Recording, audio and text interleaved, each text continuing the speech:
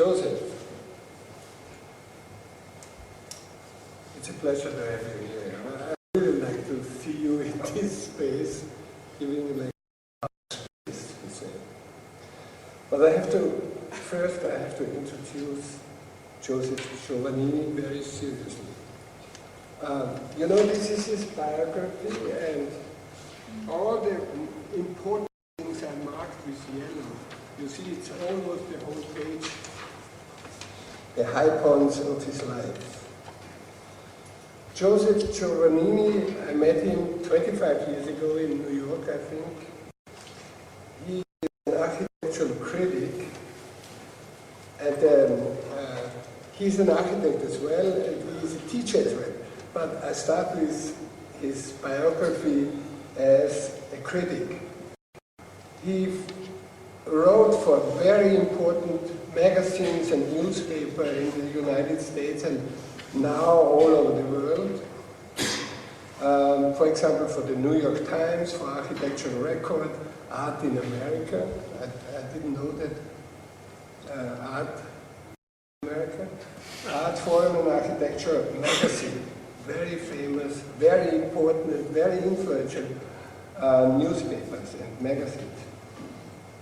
He also served as an architectural critic for the New York magazine. Is that correct? And he is constantly writing for the Los Angeles Times. Whether this is true or not, I don't know, but it's very important. I can see that he is able to do it, and I really like to read his article there, because he is not only a critic in a normal, regular sense of being a critic, he is writing in a very associative way to describe more than just the program of architecture and more than just the material. He is writing it, combining all the things and interpret the building he is writing about in a very special way. He is also an architect, and I saw maybe 5 years ago his first building in Los Angeles. It's a remodeling of a large trucking warehouse into not apartments but into a community, which is a very serious program. And it's not only talking about plan and function, but also about space.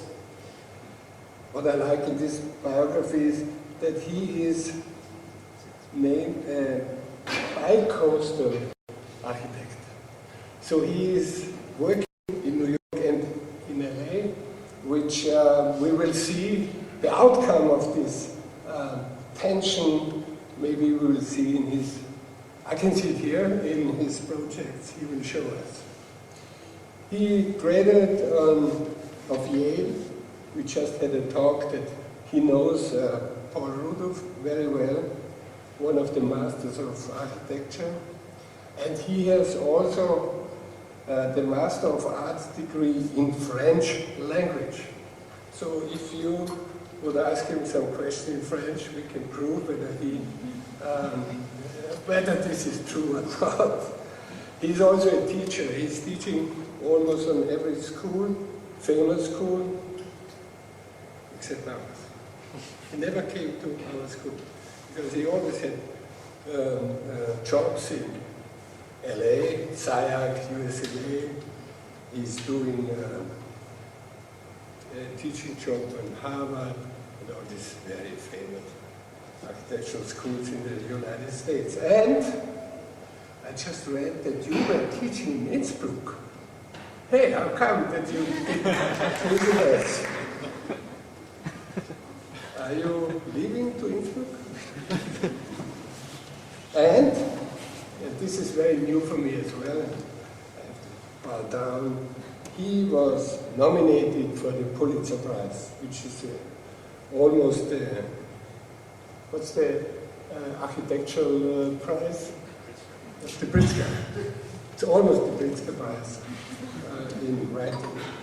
So he is the very short biography could be Giovannini is an architect. No, he's a writer, he's an architect, and he's a teacher. How does that come together? I think to be a teacher and an architect is complicated. I think it's better to be an architect than a teacher. To be a writer and a teacher, complicated. Or a teacher and writer, it's very complicated. But I never could imagine that a writer could be an architect. And we had some friends like Michael Sorkin. He tried to do it and he failed, I think. So I was really eager to see his first project in LA. And I have to say, he convinced me that it's possible to be a writer and an architect and an architect and a writer. Welcome, please, Mr. Giovannini.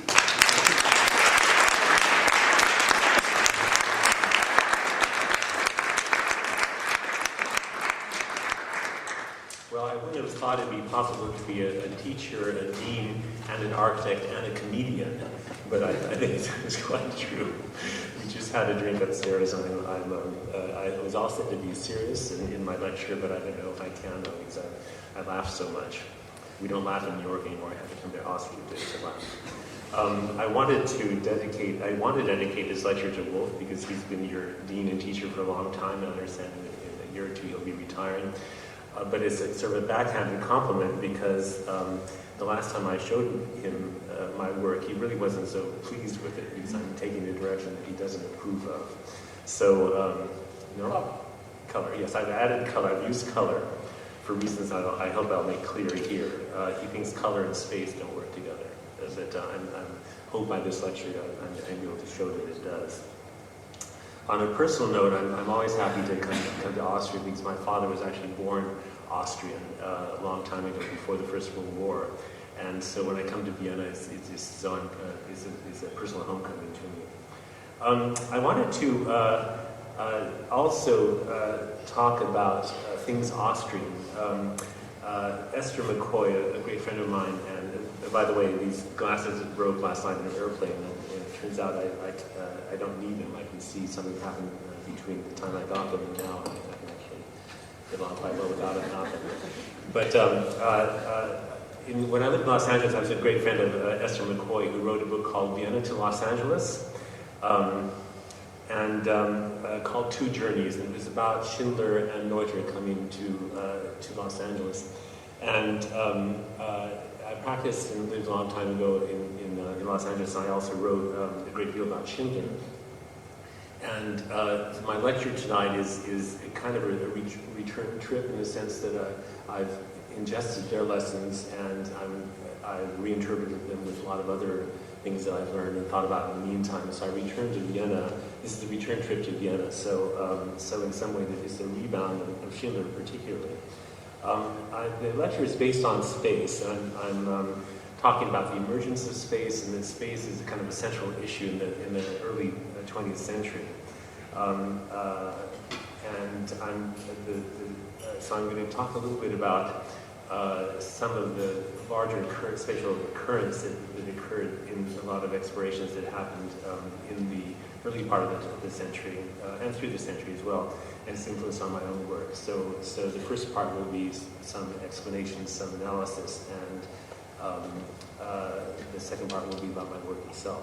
So the history of space this century was to the largest extent about the liberation of space from the box, the cube, the pancake, the horizontal layering, the right angle, the wall, the facade, planimetric thinking, the closed form.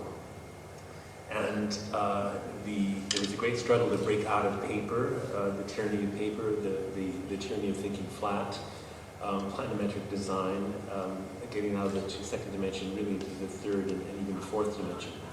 Architects challenged perspective, which had reigned since the Renaissance. And with Cézanne, questioning perspective in the late 19th century, architects and artists particularly started questioning perspective. Somebody wrote, Herbert, in a book called Piero della Francesco, said, knowing that geometry devours passion, Piero della Francesco never planted important events in perspective. Apollinaire said that miserable, tricky perspective, that fourth dimension reverse, that infallible device for making all things shrink. So we're going to I'm talking about things that are not perspectival, and the traditions are Austrian, French, Russian, and American. And let's start with, this is like bringing coals to Newcastle. I want to talk about Adolf Loos. He, of course, as you know, did the round plan. I'm sure you all know about Loos, since I'm not going to insist on it. But, quote, my architecture is not conceived in plans, but in spaces or cubes. I do not design floor plans, facades, sections. I design spaces. For me, there is no ground floor, first floor. For me, there is only continuous space. Rooms, anti-rooms, terraces, stories emerge and spaces relate to each other. So he basically operates in the Z dimension. That's his. So you see a section of his building and how the larger public rooms have a higher height than the shorter rooms. However, the expression is still cubic because although he's designing volumes of space, the spaces remain cubic, and the exterior remains cubic. This is that was the house, the villa he did in Villa Müller in Prague, and this is the Tristan Tzar's house in Paris. Again, the section shows how he varies the flight, the height. Nothing is a pancake anymore. The curious thing about his architecture is that the rooms remain fairly static. If you look at the plan on the right, they're simple boxes. So he deals with the Z dimension. Schindler was very interesting because he studied with two masters of space. One was of course Loos, and the other is Frank Lloyd Wright, with whom he worked before the First World War and through the war actually. And so Frank Lloyd Wright exploded the box, and this is the plan of one of his houses, and this is of course Taliesin in Wisconsin. The curious thing about Wright was that he didn't really work in the Z dimension. He works best in one or two stories. And so, although he explodes the box, he doesn't do it vertically. So when he finally gets to a vertical condition, such as the Bartlesville Tower in Oklahoma, you see that it's basically a pancake, although he has a mezzanine overlooking although he has a mezzanine overlooking the space. It's basically a pancake structure, which is surprising for somebody who wants to break a box and design organically. Corbusier, of course, was also a planimetric architect. Par excellence, he believed that the floor plan was a generator, but he also killed space by striating it that way. Horizontally. So Mies, in his Barcelona pavilion, slips and slides things horizontally, but in fact it doesn't occupy or explore the Z dimension. It remains quite flat. Why he wouldn't do the same thing vertically, I'm not really sure, but he didn't. And so there's always a sense of a lid on his spaces.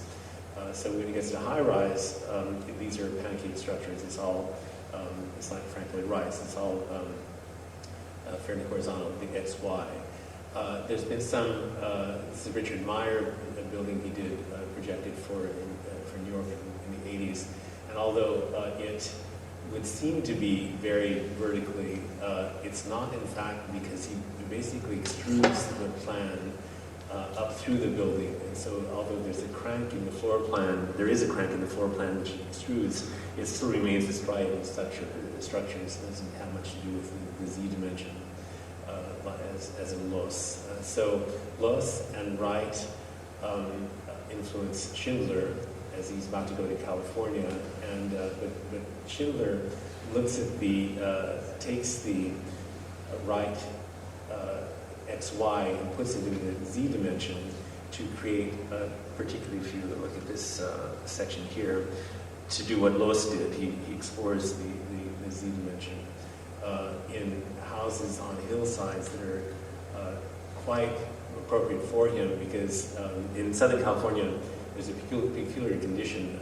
A lot of the less expensive lots that were affordable by intellectuals and artists were in hillsides, where you had to be an architect to get a commission, get the drawing past the building department. So the condition that he saw very frequently was a hillside condition, which was all about the z dimension. So this was the right architect in the right place, somebody who had studied with Loos. So Loos, in the meantime, I should say Schindler, in the meantime, had written, when he was a student here in Vienna, a thesis on architecture called Space Architecture. Mr. Sarnitz, who is here in the hall, in this room tonight, was the first person to publicly publish, I think in 1986, in a book he wrote on Schindler, the Space Architecture thesis, in which Schindler writes, modern man pays no attention to structural matters. There are no more columns with base shaft and cap, no more wall masses with foundation, course and cornice. He sees the daring of the cantilever, the freedom of wide open spaces, space-forming surfaces of thin wall screens. He's basically talking about space form. For Schindler, space and form mold each other. It's not one without the other. And the liberation for Schindler was when, in the early 20th century, he realized that because of the new technologies, reinforced concrete, steel, that you're no longer dealing with solid masonry with masses. The new technologies liberated the architect from the plastic mass of the earlier centuries. So for him, you can push in and out, up and down. Space in all three dimensions was possible. So he goes on to do a brilliant in California. It's all about space form. It's never an extrusion, but the interlocutive space form. He uses cantilevers, overhangs, multiple load transfers, and the technology for him is actually not steel or reinforced concrete, is wood, because although wood is not really considered an industrial material, it is industrially produced, and anyway, it gives him a huge amount of flexibility. So he can, in Southern California, if you work in wood, you can really do quite adventuresome things. You cut it like butter, it can be whatever you want it to be. It's highly malleable. And in California too, it's covered in stucco, which is an omnidirectional material, so the surfaces can go up or down, turn corners. It becomes a highly plastic combination of materials. Within this flexibility, he actually pivots geometries, so he starts doing multiple geometries. In this particular apartment done in the 40s, the primary geometry is orthogonal to the street, but the view is at a diagonal to a lake across the street.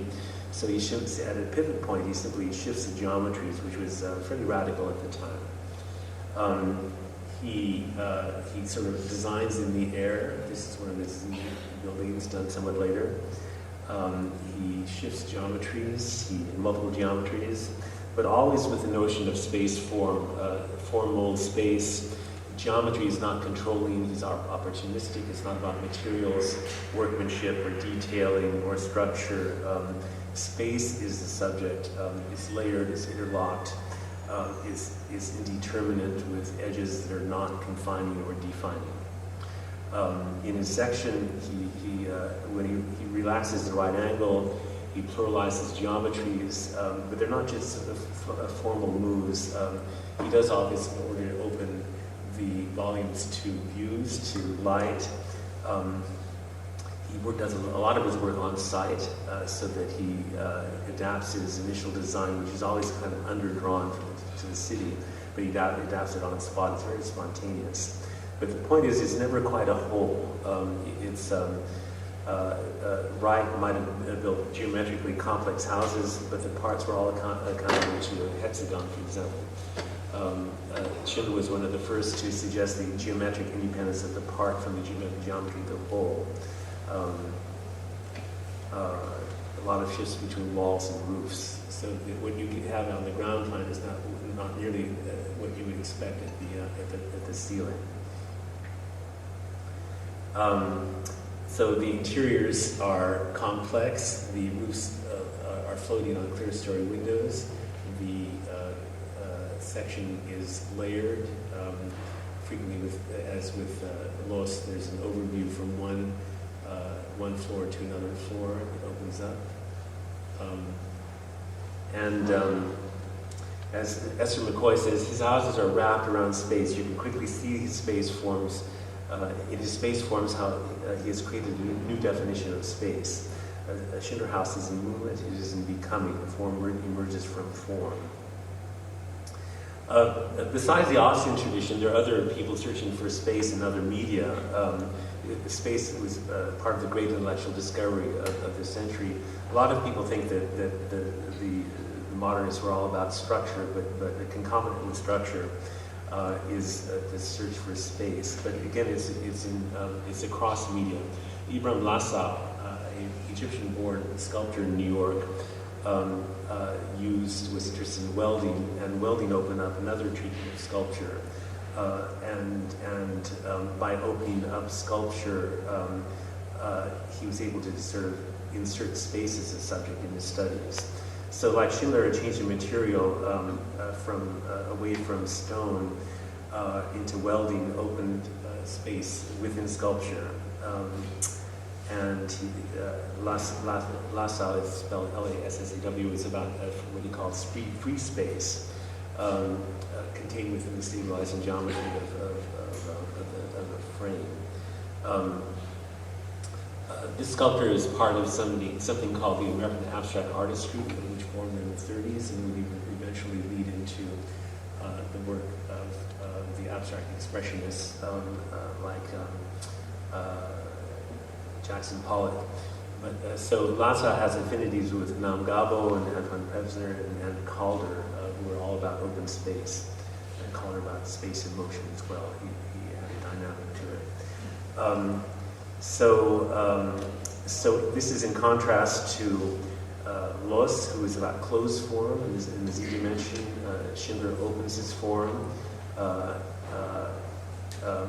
To understand Schindler well, you really have to fast forward to Paul Rudolph, because Rudolph was able to take Schindler's ideas. I'm not sure whether he was affected by Schindler directly, but I know that he studied Frank Lloyd Wright a good deal, but he basically does what Schindler did in another vertical context, which is New York. And for his own house, he built this multi-layered structure on top of another apartment building, and it's basically a hillside condition, similar to Schindler's. But in larger structures, such as the A&A building, you can see how he's vectorialized space. So that I can't control that very well, sorry. But the space flows up through the building, and space is considered a positive. It's really the object to a certain extent. But it's also dynamic, it's vectorialized within a structure that has very strong Wrightian connotations. But unlike Wright, where Wright's floors are whole number integers, this is an 8-story building with about 36 different levels. Rudolph was able to take the idea to Asia, where he developed. This was never built, unfortunately, but you can see how the Z dimension is completely exploited, because there's a space here is different from here, it turns, there's a space up here is different, and the whole thing wraps around in this sort of vortex at the bottom. It's highly spatialized. But so it's again about open space. The artists we're studying here in Lassa, again, captures space, he opens it. It's off the pedestal. It's not framed, it's in an expanded field. It's very unlike the stone sculpture that Brancusi did here, the kiss, although it's abstract, his clothes, it's made of stone. Lassalle does, he's very inventive. He's virtually unknown now in the United States. It's too bad, because he was very inventive. But his spatiality is very similar to that of Kandinsky, who does these, what might be called open pictures, where there's a spatiality to it. It's not perspectival. The space is really quite ambiguous, but there's a spatiality in it. Unlike Brancusi again, who verticalizes this. I think it's one of his bird series. Liszewski, the Russian architect, said the Eiffel Tower is not monumental, for it was built for eternity. But it was not built for eternity, but as an attraction for a World's Fair. No solid masses, but a pure space in there. So Liszewski is talking about towers as open forms, and he signals the technology of the Eiffel Tower, which is very different than this verticality, which is quite closed. Other sculptors like Henry Moore, dealing with bronze, opens form to space. And here in his another sculpture by Henry Moore, he projects space out into the landscape from the sculpture, so the space is really bigger than the sculpture. In another sculpture by Moore, he sort of sculpts space by pinching it.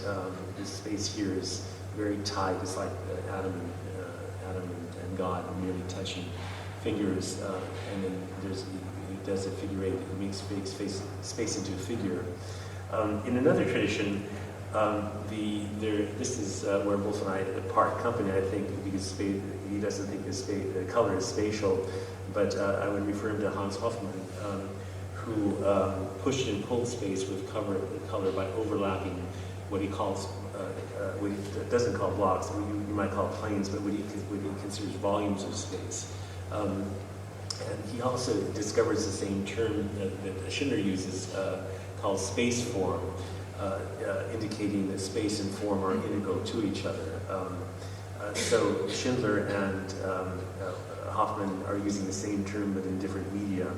Hoffman, of course, comes out of Paris, whereas he's known Picasso, Matisse, Gabia. One of his students is, one of the first students is Ray Eames, who was then Ray Kaiser, and she's the wife of Charles Eames, very famously. But Ray, I did a long essay on Ray. I wanted to know what she knew, and when she knew it, as opposed to what Charles knew and when he knew. It turns out that she knew more about modernism than he did earlier in life and at an earlier date. But she was valuable historically, is not only what she knew and how she integrated that into her into their work, Charles and Ray's work. But she took notes, copious notes on everything Hoffman ever said in the lectures. This is from Ray. Abstract art is based on pictorial spatial expressions, not based on representation. About Hans Hoffman, she's talking about pushing and pull of color in and out of the canvas. She says it's a plastic unit. A combination of painting is a combination of positive and negative space. The object expresses this force from the experience of its volume. It's not enough just to experience of the volume planes. These planes are dependent upon the movement of the volumes, bound to the movement of the volume. Through the movement are created tensions, spatial tensions between the volumes. So Hoffman taught that the function of color is to create volume, and the void or negative space around the volume created by the thrusting planes is also a positive space or a volume. All the volumes exist as a compositional relationship in which the object is in movement. Ray recalled that Hoffman said, "We don't see a line, we see a line on both sides of the line." So in their own painting, most of it was destroyed in the aftermath of the fire, and the firemen doused it in water, everything was destroyed. But there's some that still exist. This is a painting that Ray did when she was still a student, a painting student with Hoffman. She says, she recalled, well, Hoffman would come in and look at what we were doing, and very often we were working in charcoal from a model, and he would take a razor blade and slice the thing and lots of different pieces and move it around with thumbtacks, so that we had a much more spatial relationship. After cutting open a drawing, Hoffman would rearrange the parts to establish tensions and spatial composition that were otherwise rigid and inert. He talked about plasticity. He didn't close anything. He opened everything and made it possible to see wholly, I think, as we do see. We don't see a line, we see a line and both sides of a line. So here we have, the architecture is a slow art in the sense that the experimentation happens at a different pace.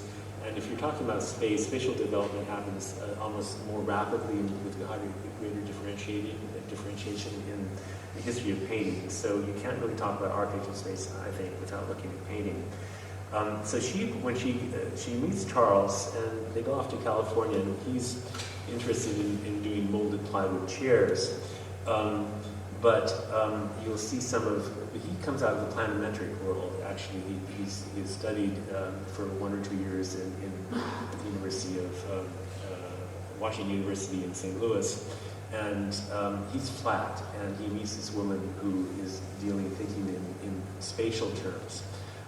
And so when they get to California, he's engineering plywood and trying to figure out how to do these multiple curves. And so, but she gives it the form. And what's interesting about it is when she's applying what she learned from Hoffman to the flat plane of plywood, this is what she produces.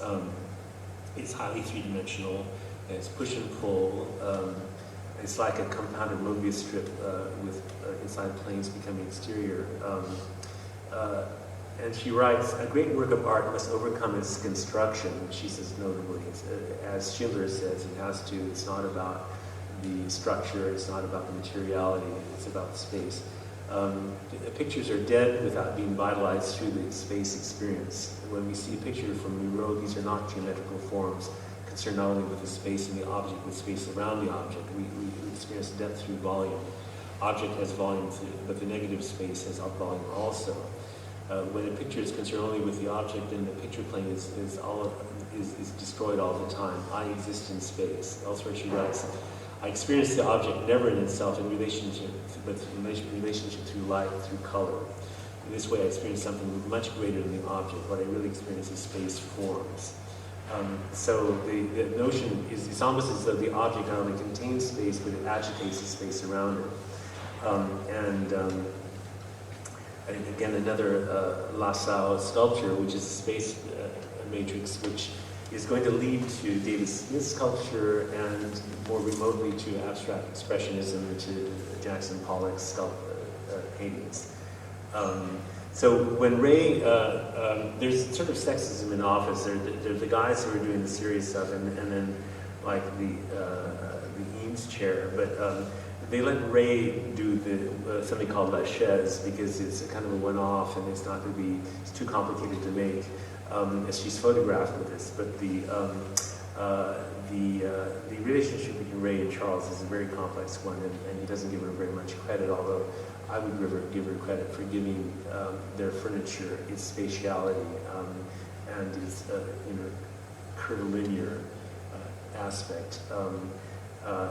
Charles is basically responsible for the connections and that stuff. But she's the one who studies the space of the whole thing, and for her, the chairs don't belong to the wall; they belong to the floor and to the space. So when she's conceiving this, she's the one who's really designing what the chair might be spatially, and then when she's asked, this is for a furniture display in Chicago that she conceives. But she's basically painting what Hoffman has taught her to paint, but she's applying it to design and she's applying it to architectural space. She said of him that in his studio, to give a figure, that is, say, a figure that they're painting, in the sense of belonging in an active three-dimensional space, he'd construct backgrounds with sheets of colored paper set off by bright lights, which created deep shadows and senses of compositional vitality. So if this is the figure that they were going to paint in the Hoffman studio in the showroom, it's actually a window display at one of the department stores in Chicago. She's created the background that he's also painted. So she's agitating this space. She's extrapolating from the object the space that's implied by the object. And then she says about Hoffman, aim for plastic results to make something full, not flat. But the object is only part of the experience. The object exists in something, it exists in space. Perspective is bad because it is all the time concerned with one movement in depth, while plastic experience comes in and goes back out to the observer. Perspective is scientific; it just remains construction. It's highly ordered and in some way nominating. It's very dimensional. Let's see. Then again, she talks about Miro. When we see a picture from Miro, these are not geometrical forms concerned not only with space in the object, but space around the object. And then when Herbert Matter, who's a Bauhaus guy, is hired as a photographer by the office to document stuff, he then does kind of a painting with these pieces. These are simply parts of what they're of the furniture they're putting together, but they have this plasticity. They return to the painting from which they've come, basically. And when they're gathered, this is not a particularly good instance of it, but when they're gathered in a room, they sort of flutter. They belong together. They belong to space. They're not planimetric. They don't belong to the wall any longer. They belong in space. This is one of Ray's drawings, but I think if you kind of look at it, you can see how she's thinking of this spiraling back into the plane, or maybe out. Maybe this is coming straight out, but even just with lines and dots, she's spatializing the work as she does here. And so she's basically doing what she's learned from Hoffman in terms of coloring space. So it's space for him, color for him, he's using spatially. When she gets to the house that Beams designs off the shelf, this whole thing is basically a case good that this is Charles. This is Charles's contribution, where he's a planimetric thinker, and when you do the house, she's in some way spatializing it. So his contribution is to think of not a Miesian form of box, because this is off the shelf, it's not very precious, and so he's made a major contribution. But her contribution to his interpretation of architecture, which in this case is enclosing the most volume for the least amount of materials, but she spatializes it with this push and pull. You might think it trivial, but in the context of their design, otherwise it's not at all trivial, because he would not have been able to do the Eames chair by himself. Other spatial explorations, the Russians, especially Malevich and Blazitsky, are very interested in space, irrational space, fighting against perspective. At the end of the 19th century, a lot of people were challenging Euclidean space. They made studies in projective geometry with particular attention paid to axonometry, which had a peculiar ability to reverse perceptually to an out of the picture plane. Unless it was in some way shaded, the axos would go in and out. You didn't know whether they were coming forward or back. Axonometry was considered kind of a quick perspective, so it was used perspectively, but there was a perceptual play in it that the Russians used to create these oscillating spaces that were kind of strange. Let's see, that were defamiliarizing. You can never really quite puzzle them out. He said we reject space as a painted coffin for our living bodies. So it was certainly not about the orthogonal, and not about spatial control, but about some form of spatial mystery. He frequently used 2- and 3-dimensional geometries, mixing them so that they were really conundrums. You step into these paintings from different points of view. Because of the axonometry, they hover over the surface. The space projects obliquely in many directions into and out of the work. And so it's not only into the depth of the plane, but what I call a projective space out from the plane. And the suprematists like Liz and Magevich were the first to realize that the drawings with multiple vantage points have architectural implications. Projective geometries form space outside the picture plane. And so this is something called, this is a prune that Lizinsky designed as a kind of a suggestion of a bridge. So his prune became, there were kind of midway stations between paintings and designs. And sometimes he would extrapolate the painting into an architectural situation.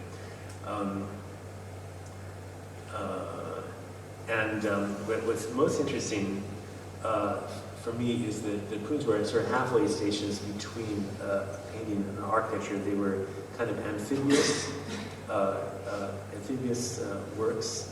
They're coming off the wall into the third dimension. Here, of course, it turns the corner and starts englobing the room itself. So you have to think that these are not separate pieces. This is all one piece. And so they're exploring the buildability of these, of the idea as paint goes into architecture. So we're now going to start. I'm mixing some stuff.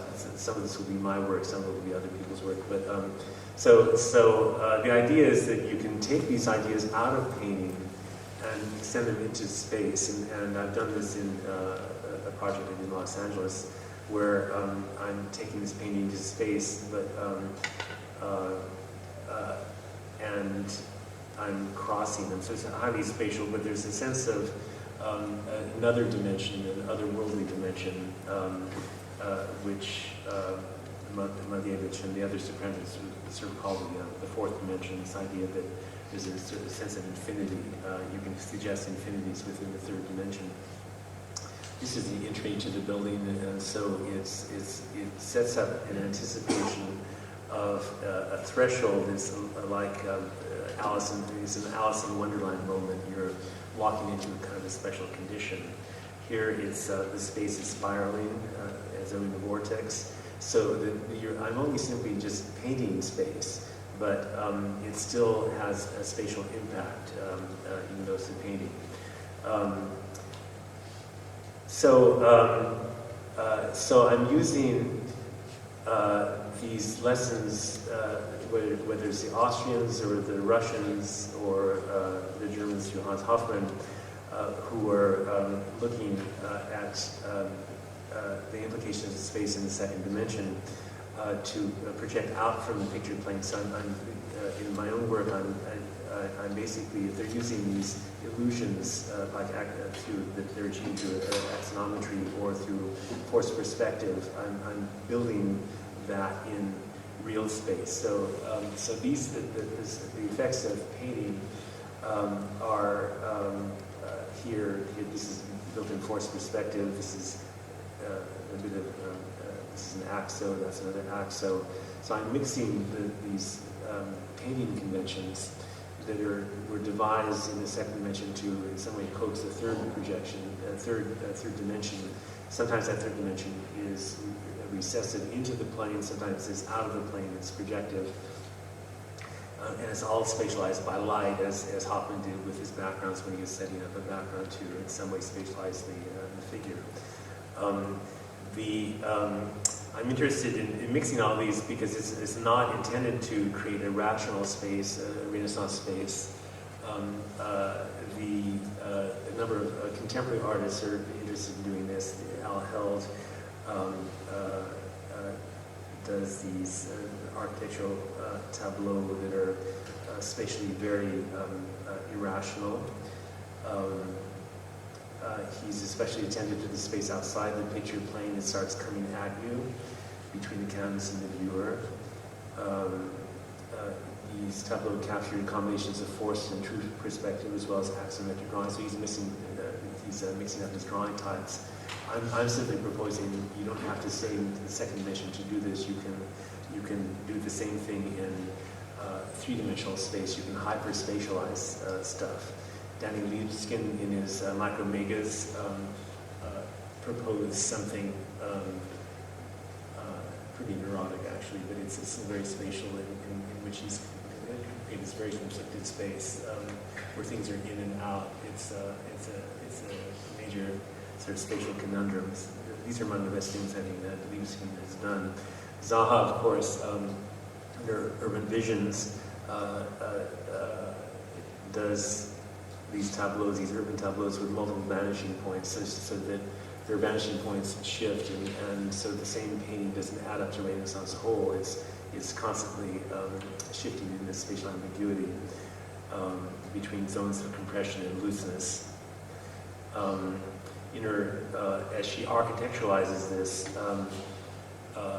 she is interested in suprematists because for her the suprematists explore the distortion of the plan in the building, which leads her to dynamize the plan and liberate the ground.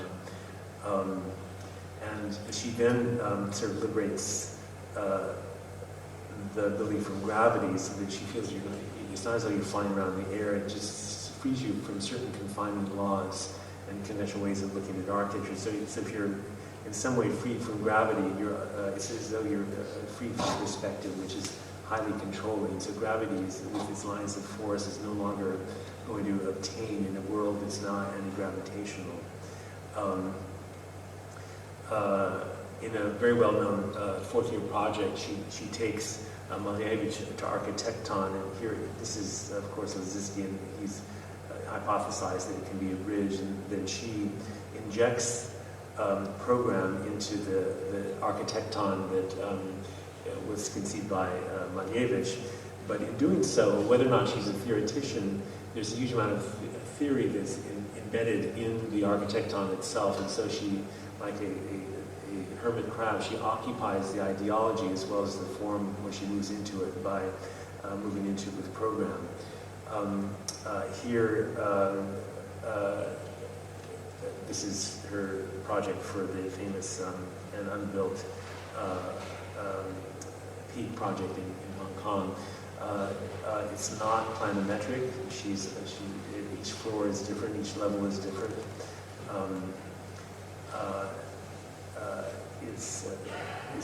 The impulse is very projectivist towards the viewer, outside the frame, off the sheet of paper.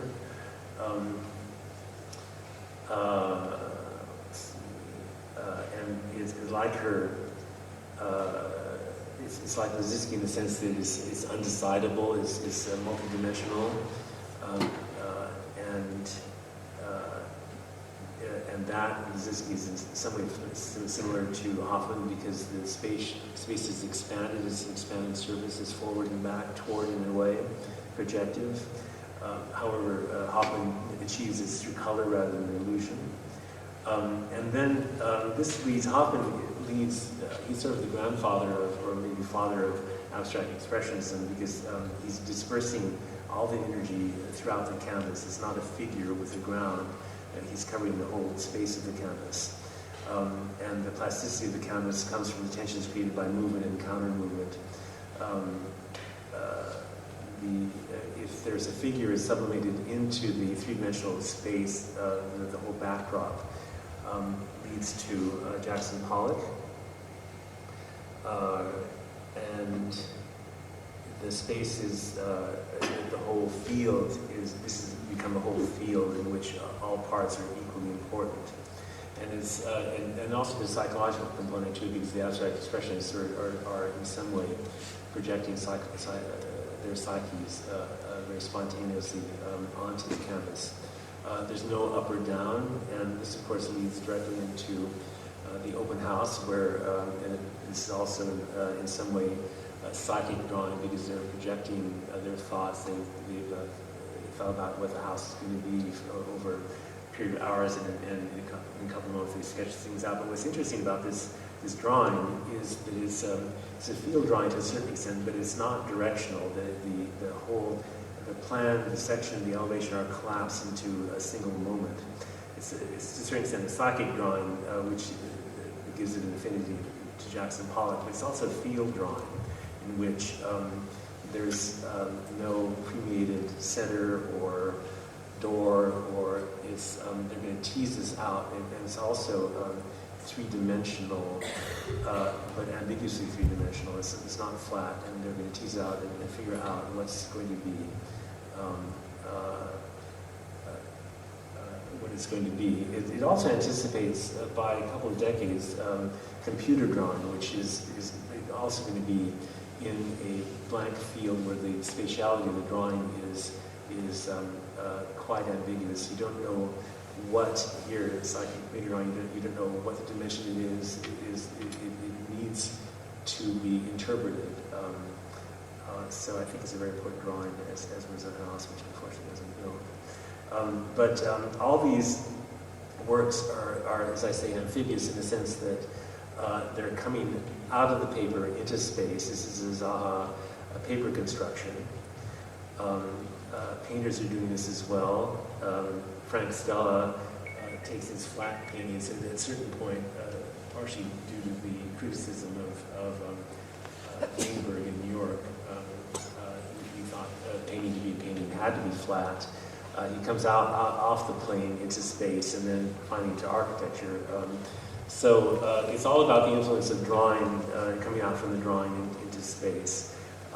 That's the project I talked about. Another project where I simply, this is all done very cheaply with IKEA cabinets, but I was very interested in trying to achieve the Liszewski sense of this anti-gravitational multiple planes of reality kind of space in real space.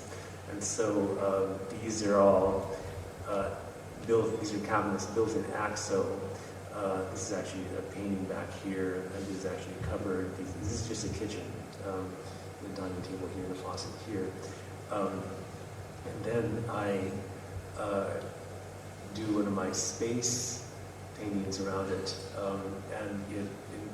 so I'm mixing the techniques to in some way augment the mystery, the conundrum of the space. So it's not intended to be intelligible. I break out of in another project I've done, the parking lot. This is simply the parking lot with a box building in back, and so these are axiometric terraces. I needed to give these units outdoor space, so these are just terraces, but I couldn't give them outdoor space if I was going to lose parking, which is very precious in Southern California. So all these, I built them in AXO because I'm taking ideas from inside the building out. I lost my train of thought. This is done on a building that actually is very much the box, very much the Renaissance building with decoration around the doors. It's all very flat. There's some implication of spatiality, but not much, just a hint of it. So the side of the building is what I'm able to deal with. Incidentally, this building was about to go into a historic district, and I had to fight long and hard to be able to save this facade from being declared historic because I wanted to build this at the side of it. The angle, although I built an axiometric, the angle of parking comes from the angle of the terrace comes from the angle of parking, which is very efficient, and then the angle of the front here comes from the angle of the windshield, because I wanted to maximize the space in back here, and so when the cars park there it's quite locked in. Frank Gehry thought it was especially successful. But anyways, as you look at these axes, you get into the space of it differently from different angles, as in the Liszewski drawing. This is the entry to the side. The project was basically a big 18,000 square foot warehouse, and to make it, as Wolf said, into a community of apartments. 1937, Spanish colonial, vaguely deco building. It was a trucking depot. You used to take a truck in here and come out here.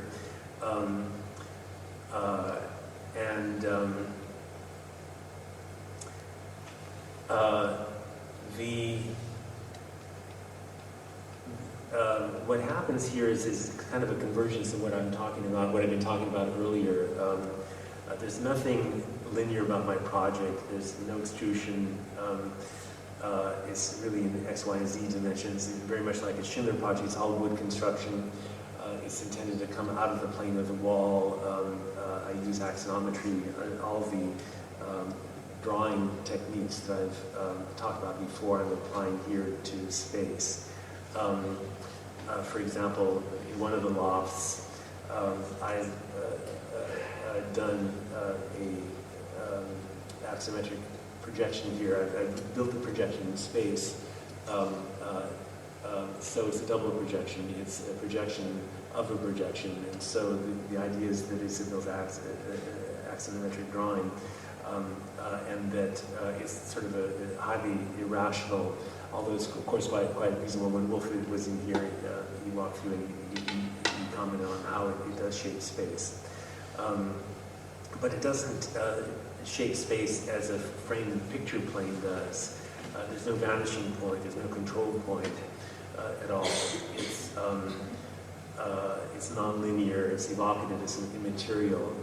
It can be seen simultaneously from several points of view. It's not unified or fixed, but variable and indeterminate.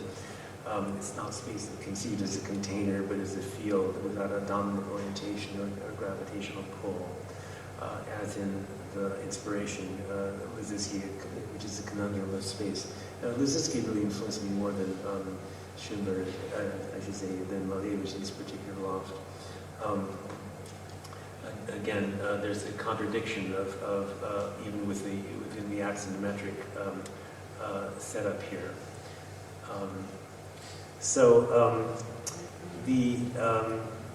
I use the computer.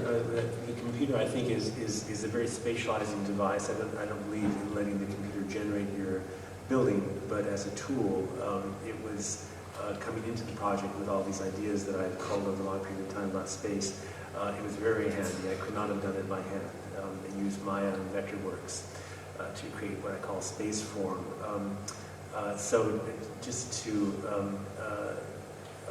come back to Schindler a little bit in terms of the interlocking aspects of space and form. All these forms, in some ways, start cupping space, forming space, and I'll show you as Schindler did over here, where the forms define space.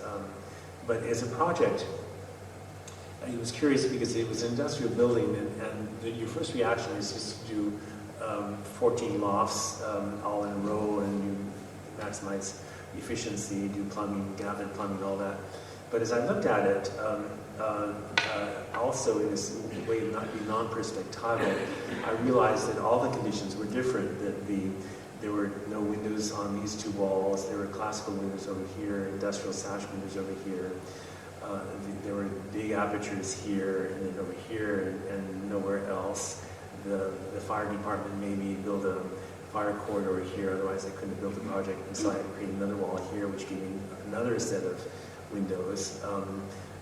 If I captured the space over the hallway, then that space belonged over here, so it was different from the lofts over here. So what I did was to say, okay, the spaces are all different. I'm going to react to the differences rather than the similarity. And so I just started down here and just worked my way through the project. So on the one hand, I have the context of the given building, and on the other hand, the context of my intellectual sort of investigations into space. But on the third hand, as I designed each of them, it became a context for the next one. So there's progression throughout the whole project from one space to another. Not one space is like the other. But as I said about Schindler, about space form, I've created this eye of space within a building that is within and the space is shaped by the form. Schindler was very inventive about wood, and he created a system in which he was able to do things very plastically by putting what's called a plate over the woods and over the doors and the windows, above which you would create clear stories, and then you would do lots of transfers as well. My little invention, which allowed this to be affordable, because this was really built on a shoestring, is I bypass the ends here so that you don't see the connections from here. So this is basically the whole project. It's equivalent to Schindler's sort of single frame device, but it enabled me to do whatever I wanted. I was able to, all these offices really the edge of the mezzanine, but I was very free to shape space with it. It was kind of a high area. I couldn't break the box because this line was too short. I couldn't walk under it, so I was confined to a box, which was against all. But the box borders with light and other tricks, but all shapes by the edges. Sort of anti-gravitational. I feel like a ballerina because the have resting on the ground, which I wanted to avoid. The material, layer space, and start using light. Cover up mechanics, which I find there's a duct here.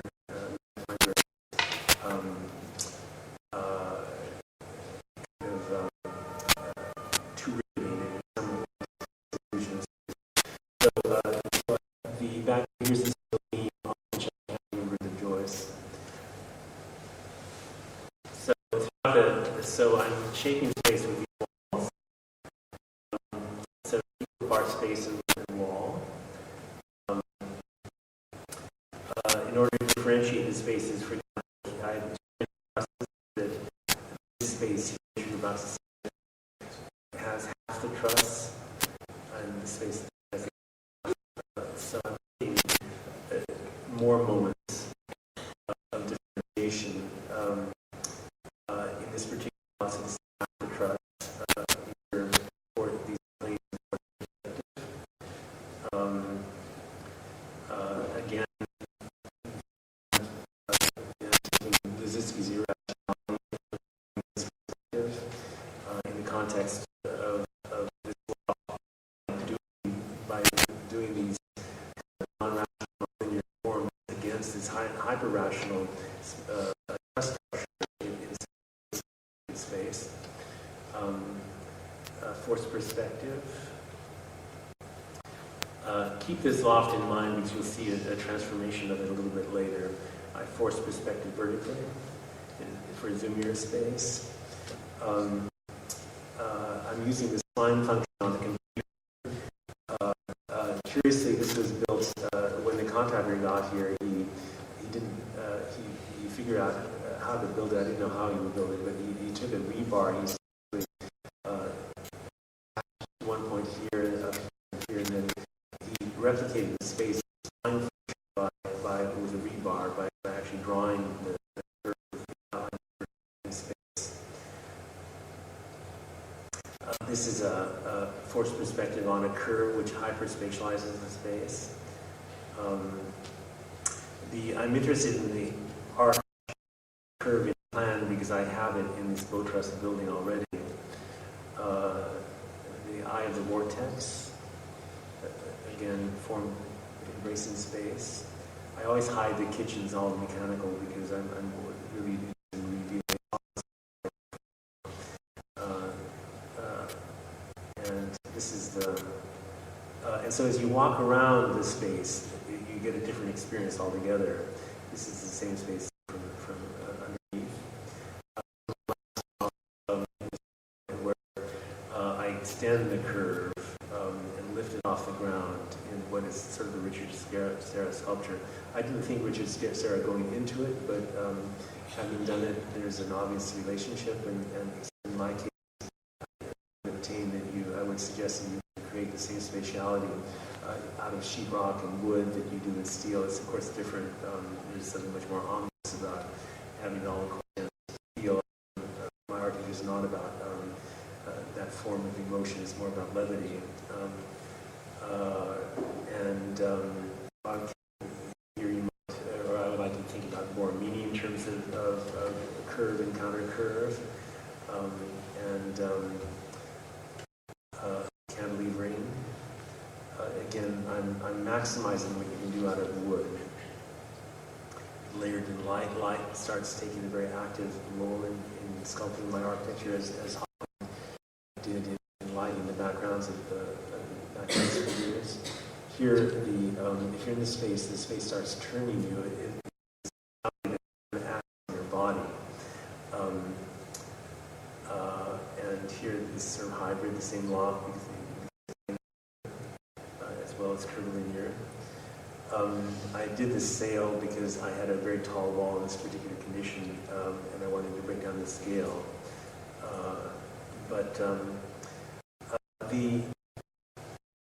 An American named Max Weber, who was a theoretician about space, wrote about the fourth dimension at the turn of the last century. To suprematist work that carries over into this project through that influence. In plastic art, I believe there's a fourth dimension which may be described as the consciousness of a great and overwhelming sense of space magnitude in all directions.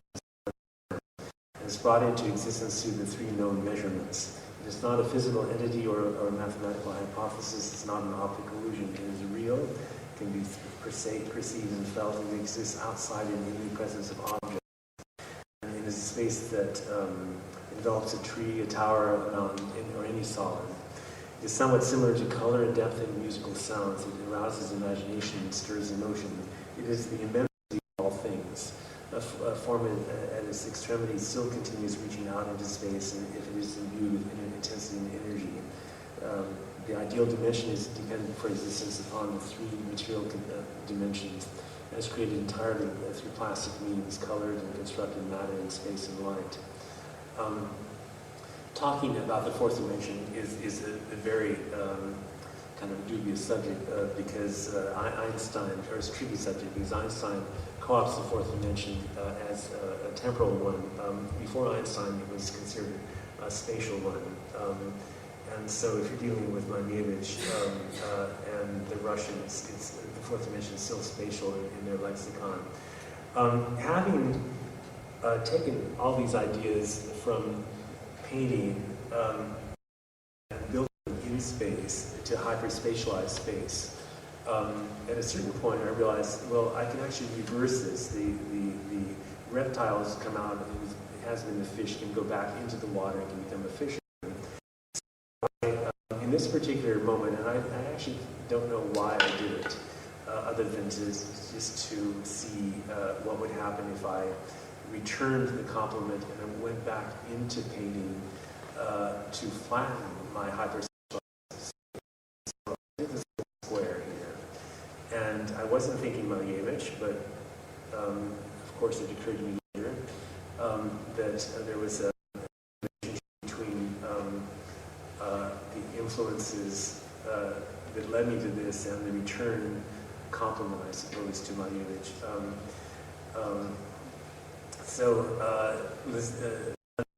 The task of the artist is to bring the viewer to a plane of higher sensation to reveal the fourth dimension, the space sense, the sensation of infinity by using the real materials of the phenomenal world, color, sound, form. So you don't have to stay in the dimension to do it. So this is another one iteration, and so I start doing this kind of systematically. And start painting space, doing what I call space paintings. This is a moment where, again, when I designed this, I didn't think I was going to do a space painting. Having doing space paintings, I look for opportunities.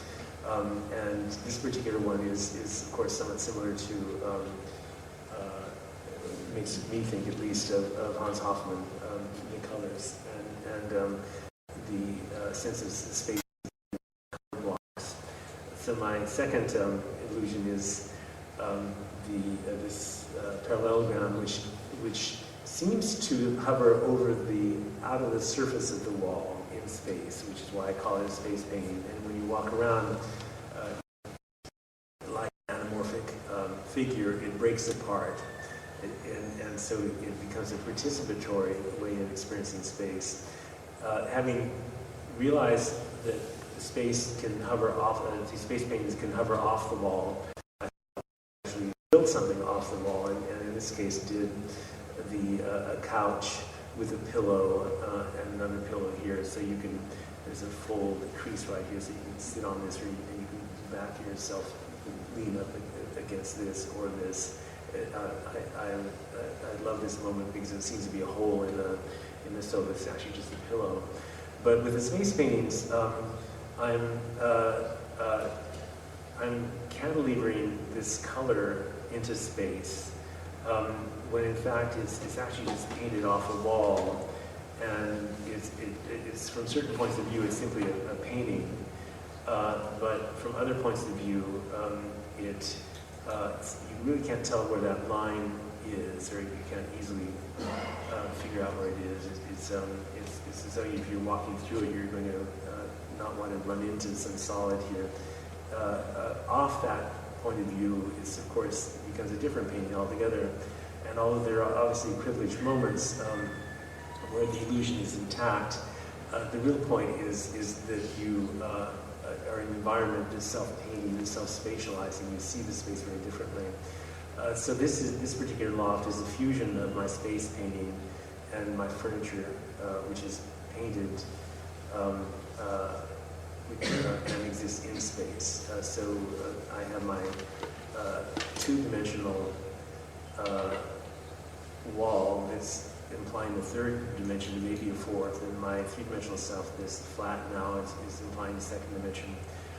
And so as you walk around, it changes completely, so that it no longer it achieves a different composition.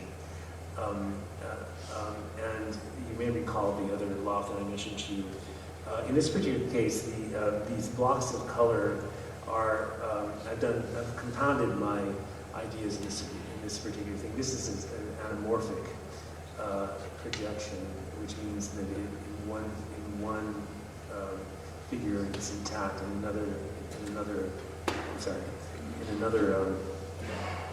a couple of steps to the left, it breaks up. But these planes are what Malevich would call blocks of color floating in wide infinities. And so so it does several things. It combines, it fragments, it floats. This works with that from a certain point of view, and this thing kind of winks at you, it closes and it opens. So there are a number of anamorphic moments. It's not simply one, there are two or three or four in this particular loft, which also work against the backdrop of the Malevich, which also work in backdrop of these planes that are already designed to force perspective. So you have a number of illusions that are working off each other. So it's not simply one thing. This is particularly, for me, it's a very abstract moment. It means something here different than what it means from the balcony. You're always seeing this differently. In another loft, it's an entirely different idea. I decided simply to paint it monolithically, but as you walk around, it comes apart and comes back together, and then if you photograph it very tightly, it becomes a two-dimensional painting. This is a two-dimensional painting by Ellsworth Kelly. I happen to like his palette, and so although this is actually Euclid blue, and this is I've always thought there was a Klein misdoing the Euclid green, so I invented this green, very vibrant, just slightly different than Ellsworth Kelly's green. I mean, these colors all have the spatiality. Tuning, going back to this blue, I know it's farther back, in order for the, here. This blue I had to make more superficial because I didn't, for it to play off the red, I couldn't make it too deep because I would have a sense of depth rather than surface. And so as I got into this, I realized, based on the Hoffman lesson, that there's some colors have different spatialities than other colors, which maybe seem obvious to everyone here, but at the time I was kind of the usual dumb architect. I thought that, that all architecture had to not have color, that color was not architectural, or not spatial. So in this is, you might think it's Ellsworth-Kelly because it has this curve, but this is actually a Malevich painting where there's a slight distortion. You don't know whether it's going out to you or not. Again, he believed that infinity is the new ground, this pure sensation. He had the reason he called it suprematism was that he believed in this kind of the supremacy of sensation, that these are immersive environments, and you feel differently. He thought that infinity is the new ground. The idea is to eliminate any horizon line, any sense of earth or sky. They would establish an orientation, a sense of gravity. It's a sense of detachment from the physical. Motion usually occurs diagonally in a direction outside spatial perspective. The painter is no longer bound to the canvas, and I would suggest that by transferring that logic to space, that you're even in architecture, you're no longer bound to materiality. It works best in a very abstract environment. There's a thin line of red here, so you see that my little square parallelogram is not intact. As you move around this space, this is another parallelogram and the beam against that blue field. And here it is in context. And I photographed in the next slide just this element, so that from certain points of view, it flattens out completely. This is a column, that's the side of the column, that's the staircase in the back. Here we are back in the space of the loft, but as I showed you in that previous slide, this is an Ellsworth-Kelly painting, and so the ambiguity in the second dimension and third dimension works in both ways. We don't see we see the three-dimensionality in that when you're in space, but conversely, when you're looking at this could be a three-dimensional painting of this in and out stuff happening. That's Ellsworth-Kelly again. This is back to my loft, and this is on two different planes, which you may be able to tell here because it's this. This is the staircase. That's that little parallelogram that belongs on the background plane and the front plane. So if you turn around, it becomes something different altogether. I was a lot of, as I said before, that I designed in forced perspective, and this is the little area above the entry, this in forced perspective, and that's in forced perspective as well. But I forced the forced perspective with these illusionistically here, and then I extended here. So this is the original white, and as you move around, it fragments. While I'm doing these space paintings, some of the loss could give me the opportunity to just paint spatially because I have all these trusses as well, and so I really exploded the notion of space painting into what's basically Kandinsky, and I hadn't really thought of Kandinsky when I did this. Having painted it, it made me realize how much spatiality there is in these open paintings by Kandinsky and Klee and a number of other modernists. And so as you walk around, it's always combining and recombining in different ways.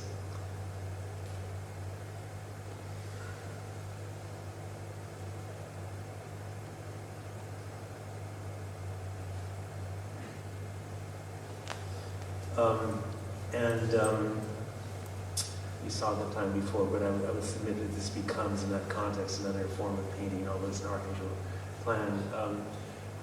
So Malevich says that the space is not only bound to the horizon or perspective or even to the plane of the canvas, and that the space can be transferred from the canvas to space itself, which I've done here with these floating planes floating wide at infinity, and as it breaks apart, you've got this push and pull, this backwards and forward.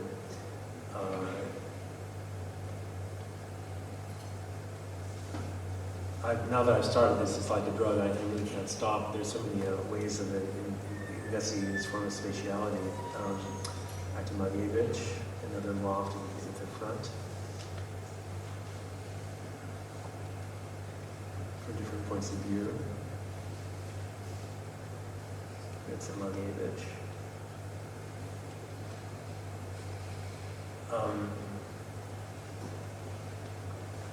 The loft is, as you walk off the center line, it breaks apart, and then as you scope in, it becomes another painting. This is a Malevich. That's a Malevich. Again, I don't paint my lofts thinking this, but as you walk around and your eye fixes it, squares something off, it returns the original inspiration.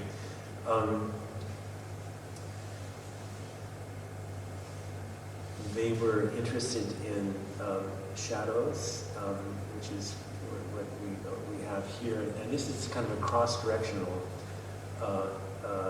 interpretation of the loft, because I'm obviously working against the direction of these planes, creating another plane. So there's a certain spatial contradiction that happens that results in this complexity.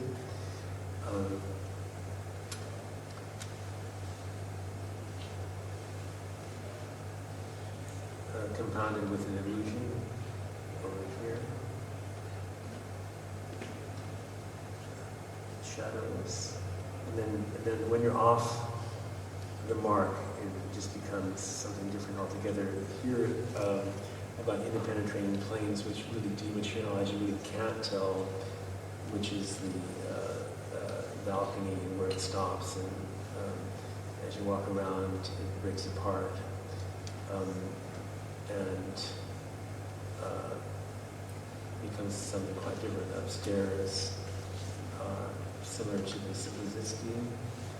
And then in the final loft, we're in Liziski town again, where I've painted my axiometric conflict with an overlay of stuff that two-dimensionalizes the third and the fourth dimension, just as they've done here. Some of this is flat, some of this is spatial. It's a spatial conundrum. This is a piece of furniture that's photographed flat. This, of course, flattens stuff out. You don't know quite what's happening, as you don't in the Malevich. I should say, what is this? Of course, it breaks apart. So it all comes out of this and that. And again, I'm retreating my exercises in space back to the water. It's becoming flat again. So there's this tension between all these dimensions, the second dimension, the third dimension, the fourth dimension. And so if I could have these fish back into the water, I'm playing between this. It's a permanent state of being amphibious, between being in the water, out of the water, between being on campus, off campus, in space, out of space. So that's it.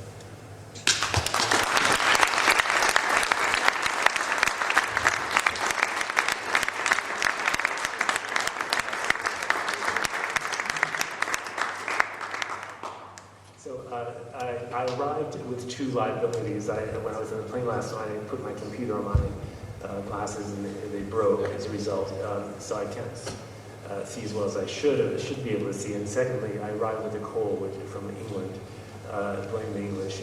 So if I can't answer, I'm going to blame it on the cold. But if you have any questions, I'll try. Yes? I have a question, not according to the column, but to the pattern.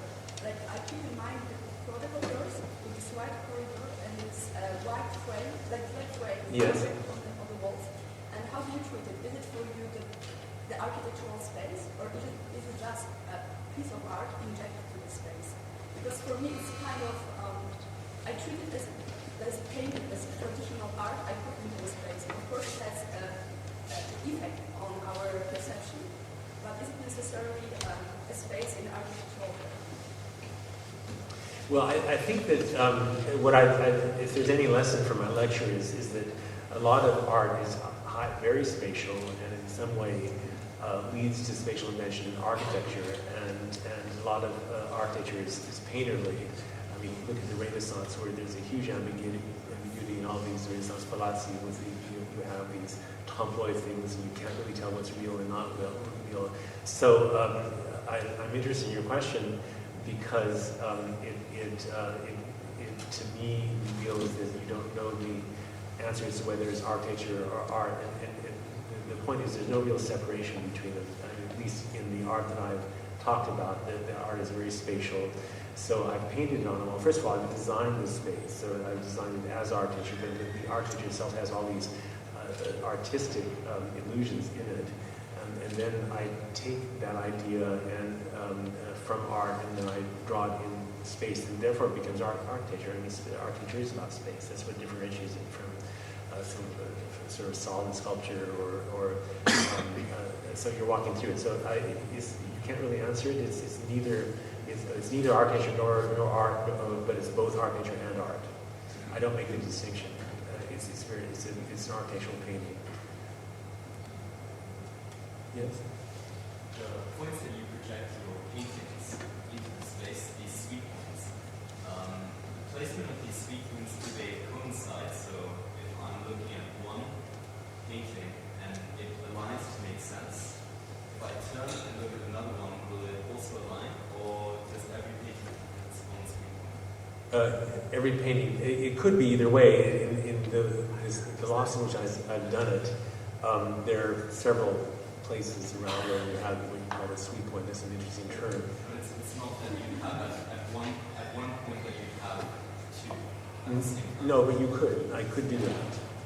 But I like the idea. The idea is not to overprivilege one space, but to create these events as you walk through it, so that it's a space that's in the process of becoming and unbecoming. It's unmaking itself as it makes itself. But from the point of view of my own theory, the sweet points are not. I shouldn't emphasize them, because the idea is that the whole space is a space of becoming, so that you really shouldn't have these singular points. But I think it's fine to have events, marking points within this ambulatory space. But I don't want them to be controlling. It's not as though I want a point fixe. And furthermore, you would have to be my height to be able to see them. So for a lot of people, the sweet points aren't sweet at all. Do you already think about the spatial paintings when you design the architectural space? Or is it more like you creating the architecture as a canvas that as you walk through it, you discover? The latter, I didn't. I knew when I was designing it that I wanted to do this, because there are actually two buildings involved, and the place where I discovered that my little square I had done some time ago, and so I knew that I would be painting the white spaces eventually, but I certainly didn't think in advance. It's something you have to feel out, and I usually approach it as a painter when I go into a space and figure out what the possibilities are, and it's fairly spontaneous. Some of them I do very quickly, or I can see very quickly, and some of them take a long period of time because I can't quite invent them. I don't see the possibilities. It's curious that some of the paintings simply, some people don't want to live with these paintings, and some people do. So in some of the white spaces they've asked me to paint, and some of the other ones they've asked me to wipe them out. So it doesn't, as long as it's recorded for the photograph, it's important. But I don't conceive them in advance. You could, but I didn't actually. Hector? Yeah, it's very interesting. What happens, like each room has a different color codes to the distribution,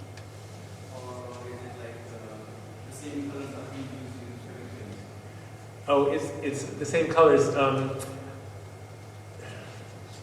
No, I changed colors, and I'm trying to experiment. I went with very vivid colors. I went with the colors I like, basically. The Yves Klein blue is something that's always fascinated me, but I had to work it off another color which was just as strongly vivid, so I went to Matisse red, and then I invented my own green. Then I decided to neutralize the colors, so I did a number of grays. It's a whole different effect, but from an emotional point of view. But from a spatial point of view, it's very similar. I don't have any. I mean, it's like when I invite friends over for dinner. I only invite people I like. I only use colors I like. But that's not to say that all colors are possible. But there's no agenda to the colors other than spatiality. I mean, some within the palette, some advance, some recede, and it's the whole Hoffman thing. So I'm rediscovering Hoffman. I have to say, my appreciation of painting has completely changed as a result of the paintings I do. I now understand the century, the 20th century, much better than I had before, and I had no idea that there was so much space embedded theoretically and optically in the paintings. You know, when I did my Liszewski loft, I mean my Kandinsky loft, I wasn't thinking Kandinsky at all, but when it happened, and I realized, I went back and looked at Kandinsky and realized there was a lot of spatiality in it, if they were open paintings.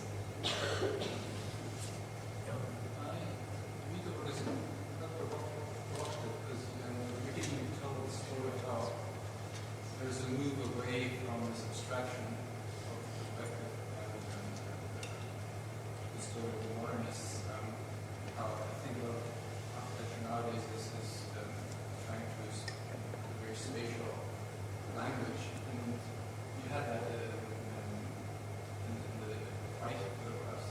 But do you see your architectural paintings as a sort of move back to abstraction? Or does it close a circle? Because you also told me the fish went back then the amphibious creatures back go into back the water. Is that sort of Well, first of all, I don't think of abstraction as flat, two-dimensional, necessarily, because a lot of the Hans Hofmann stuff and all the they're not flat at all, but they are operating on a two-dimensional canvas. And so I'm flattening it to the extent that I'm implying it's a canvas. I'm looking at, I'm projecting back to the second dimension. For me, it's interesting that that I'm now establishing attention. The subject of the architecture has shifted, so that there's a tension between the second and the third and the fourth dimension, so that all these are playing off each other. So it's another layer, and so I'm not. I'm establishing this ambiguity that you perceive one layer from one angle in different ways. So it's not a final answer. It's a spacious and negotiable space. It's a space of undecidability, basically. And theoretically, the issue is that it's up to you to interpret it, and you would see it under different lights or with different furniture from different angles. And so it's not as though it's now two-dimensional again, or as you say, abstract. It's all of that. It's in the same bucket. So it's subject to interpretation. And ideally, if somebody were to come in with a piece of furniture that's abstract or not abstract, they can play off it and add their own element to it. So it becomes participatory, but it's at least participatory in the sense that these spaces all ask you to walk around there. You know them through experiencing them. You don't know them just by, you know this space because it's symmetrical and it's a box, and there's no curiosity. You can't have a curiosity in a space like this. This is when Wolf was in Graz, he put a flame, he ignited this, what was it called, architecture must burn in a space like this, but presumably he wouldn't have to do it in one of my spaces.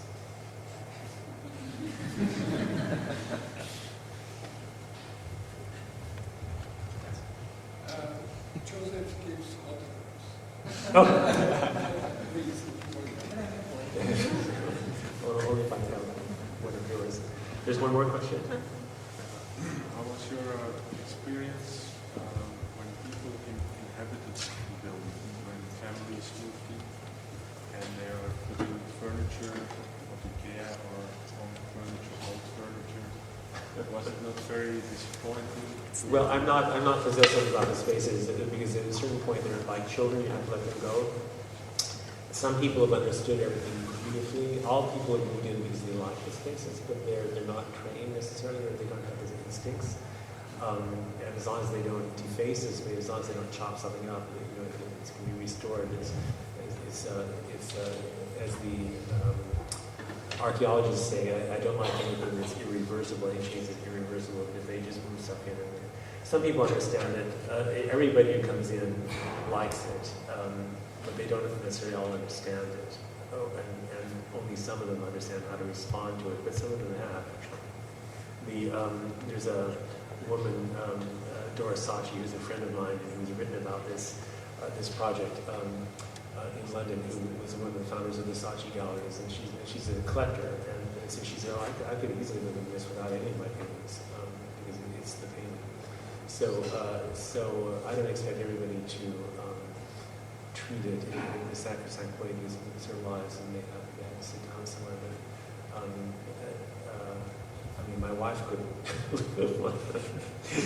my wife is a rat pack, so she has lots of stuff. I can live just in space with her, with a bed. So, okay. So Wolf has gently urged me to conclude, I think. So thank you very much. It was a pleasure talking to you.